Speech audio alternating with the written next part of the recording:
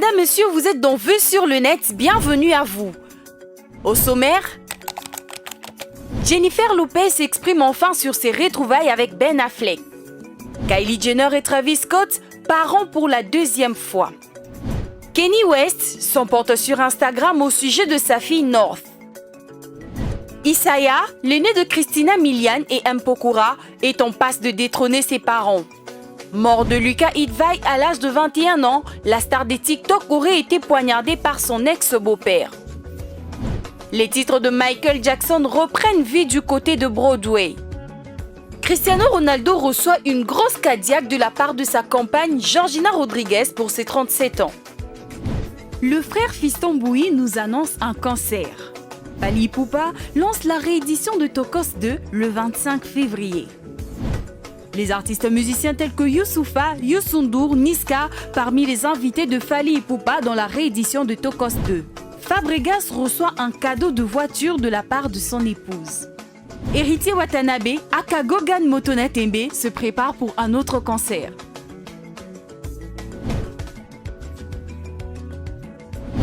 Après les rumeurs et la confirmation sur Instagram et le tapis rouge, Jennifer Lopez s'exprime enfin sur ses retrouvailles avec Ben Affleck. Si les fans de Bennifer sont aux anges, les principaux intéressés Ben et Jennifer le sont tout autant. C'est simple, pour Jennifer Lopez, leur histoire d'amour est merveilleuse. Le couple était séparé depuis 2004 lorsque Jennifer Lopez a rompu les fiançailles après 2 ans de romance. Le principal problème qui était déjà le même il y a près de 20 ans est la fascination qu'il provoque et la cirque médiatique qui suit. Je me sens tellement chanceuse, heureuse et fière d'être avec lui. C'est une merveilleuse histoire d'amour que d'avoir eu une seconde chance, a-t-elle dit. La famille s'est agrandie pour Kylie Jenner et Travis Scott. Comme le rapporte l'influenceuse de 24 ans sur Instagram, la jeune femme et le rappeur de 30 ans ont accueilli leur 2e enfant né le 2 février 2022. Maman de 2 vies a commenté sa sœur Kourtney Kardashian. La richissime fondatrice de Kylie Cosmetics a publié une photo sur laquelle elle tient la main de son nouveau-né. Kanye West a poussé un coup de gueule au sujet de sa fille, trop exposée sur les réseaux sociaux à son goût, après avoir vu une publication de celle-ci. Puisque ceci est mon premier divorce, j'ai besoin de savoir ce que je dois faire au sujet d'une publication TikTok contre ma volonté, a-t-il écrit. Une photo extraite d'une vidéo publiée mardi sur le compte TikTok de Kim Kardashian et de sa fille de 8 ans accompagne son message. En moins d'1 heure, Kanye West a cumulé près de 500 000 likes et quelques 27 000 commentaires. La star de télé-réalité et son aîné publient de nombreuses vidéos sur leur compte Kim and North. Kim K avait décidé de créer ce compte pour mieux surveiller son enfant qui avait diffusé un live sans l'autorisation de ses parents. Mais ce choix ne plaît visiblement pas à Kanye West. Isaiah, l'aîné de Christina Milian et M. Pokora, est en passe de détrôner ses parents. À seulement 2 ans, il pousse la chansonnette. Et ce n'est pas la seule qualité qui le caractérise, puisque le jeune garçon est aussi bilingue. Oui, déjà, Isaiah était tranquillement chez lui avec sa maman quand lui est venue l'envie de pousser la chansonnette avec un micro. Le jeune garçon aux bouclettes chantait on ne sait trop quoi avant d'entonner un Happy Birthday aux côtés de sa célèbre mère. Mais l'américaine tient plus que tout aux origines de son fils aîné et souhaite que le français soit une seconde langue pour lui. Elle s'est donc mise à chanter le même titre, mais cette fois-là dans la langue de Molière. Suivi de près par Isaiah, et forcé de constater qu'à 2 ans, il est plus à l'aise en français que certains enfants de son âge dans leur langue maternelle.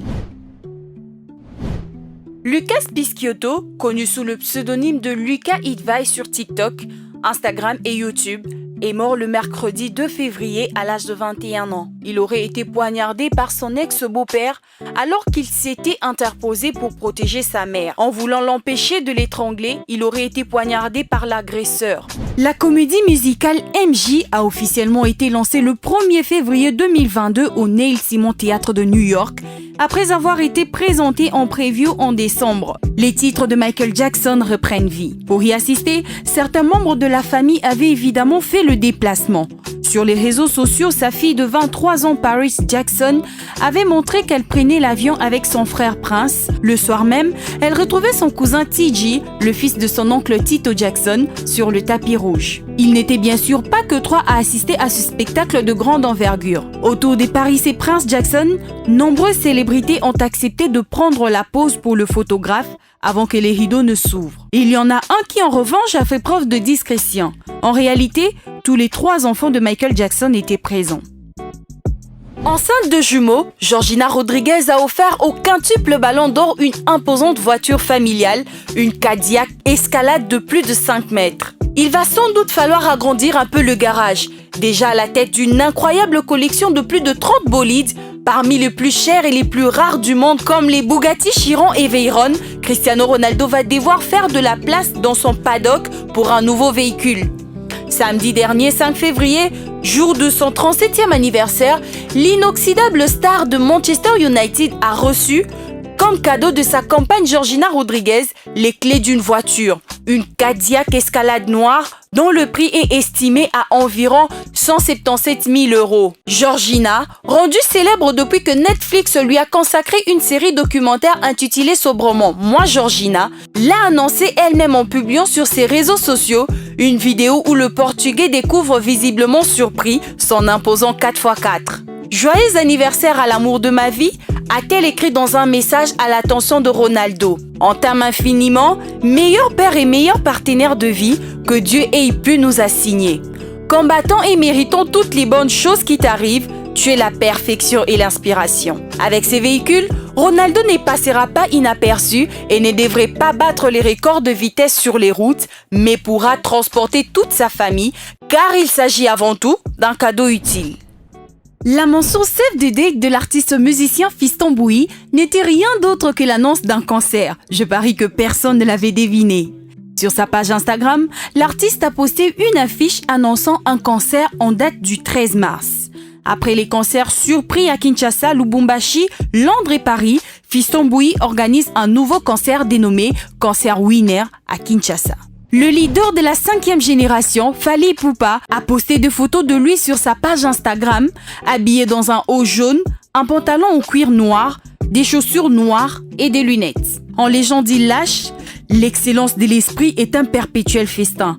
Dans Tokos de Gold, l'artiste a donné le meilleur de lui-même pour vous satisfaire comme d'habitude. » Sur d'autres photos de lui habillé en noir et bleu, il met en légende « Tokos 2 et le caractère chinois ». En commentaire, il reçoit « Sérieux, tu nous fais quoi là ?»